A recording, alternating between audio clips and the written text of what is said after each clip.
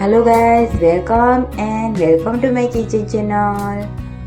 આજે આપણે બનાવવાના છે વરસાદની મોસમમાં મજા પડી જાય એવા ડુંગળીના ભજીયા. આ રીતે જો ડુંગળીના ભજીયા બનાવશો તો એકદમ મજા જ પડી જશે તમને.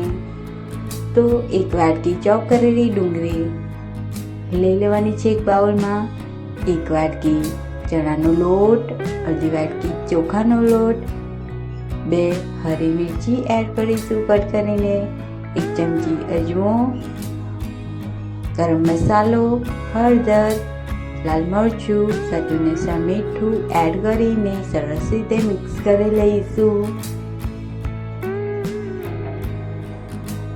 આ રીતે મિક્સ કરી અને થોડુંક પાણી એડ કરીશું અને બેટરને એકદમ સરસ રીતે મિક્સ કરી લઈશું.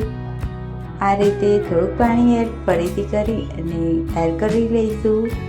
ત્યારબાદ આપણે બેકિંગ સોડા એડ કરીશું અડધી ચમચી અને થોડુંક પાણી એડ કરી અને એકદમ સરસ રીતે બેટરમાં મિક્સ કરી લઈશું.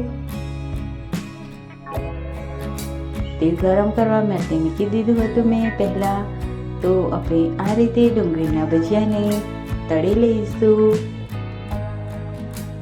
તો મેં બધા જ ડુંગળીના ભજીયાને આ રીતે કડાઈમાં તળવા મૂકી દીધા છે અને એકદમ ગોલ્ડન બ્રાઉન થાય એમ ક્રિસ્પી થાય એટલે એને ફેરવતા રહીશું અને ક્રિસ્પી થાય એટલે આપણે સર્વિંગ પ્લેટમાં સર્વ કરી લઈશું.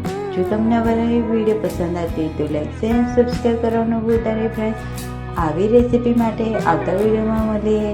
ત્યાં સુધી બધાને બાય બાય.